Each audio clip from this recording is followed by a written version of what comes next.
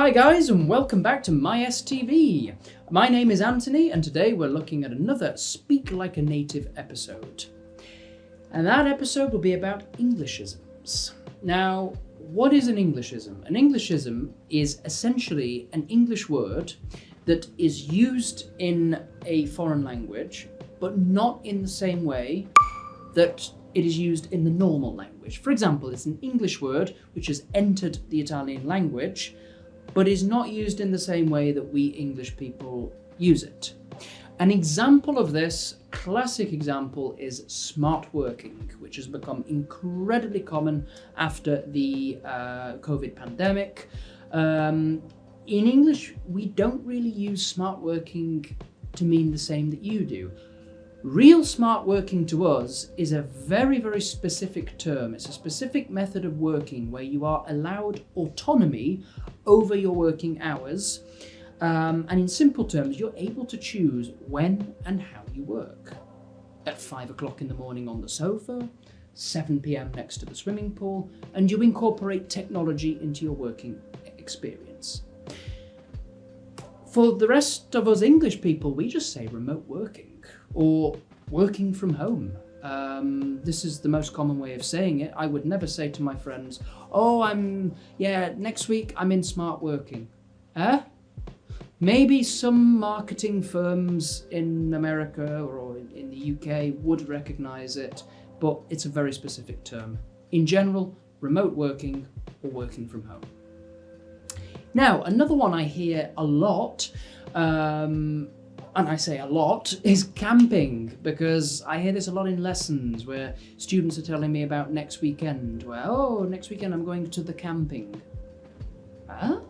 You're doing what?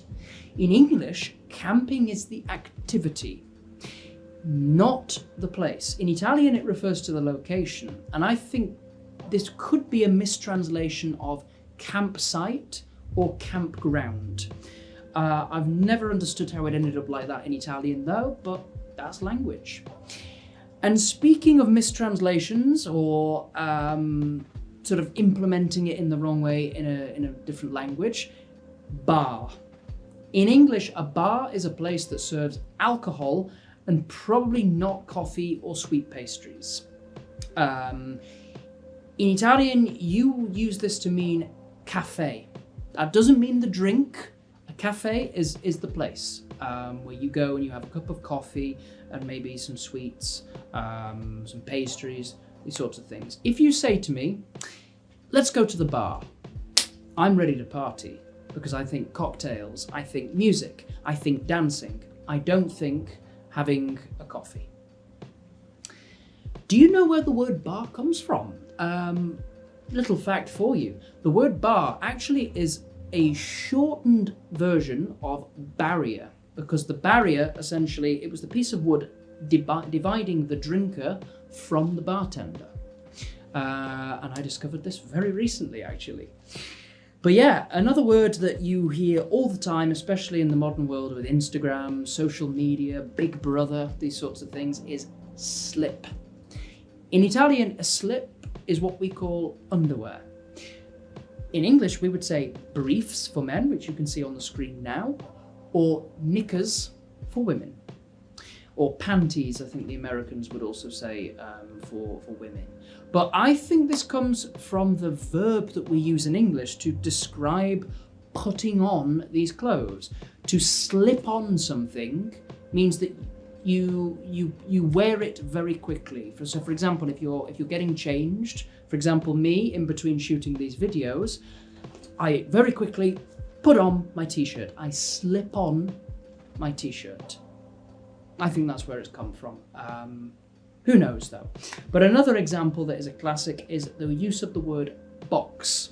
Now in English, a box simply means something typically made of cardboard or plastic that you put something inside.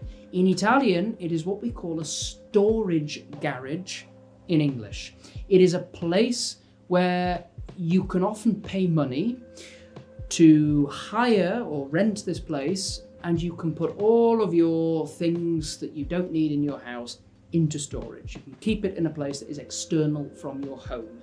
It is also sometimes called self-storage, which is the name of a very big industry that deals with this sort of thing. But yeah, storage garage is sufficient. And I think we should finish with my personal favourite Englishism present in the Italian language, and that is feeling.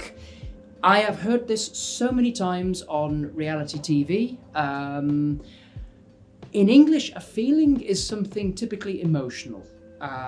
It's the idea of sentiment or emotions, happy, sad, this type of thing. In Italian, you often use it in a way that we would use the word sensation. For example, I've seen many TV adverts or many posters by sofa companies where they talk about il feeling del divano. In English, we would actually probably say the feel of the sofa, because feeling, it just talks about the emotions, and I'm not that excited to buy a sofa. Maybe you are, but for something that is a physical sensation, we would say feel. You often find this on the side of washing powders for the washing machine, for a comfort feel, meaning that the clothes, it feels comfortable against your skin. It's not about emotions. So, if you know any other Englishisms that I've not mentioned in this list, comment down below. And if you enjoyed the video, then please be sure to like, subscribe, and switch on the bell notification to receive updates of when we post a new video. This is MySTV. My name is Anthony. Thank you for watching.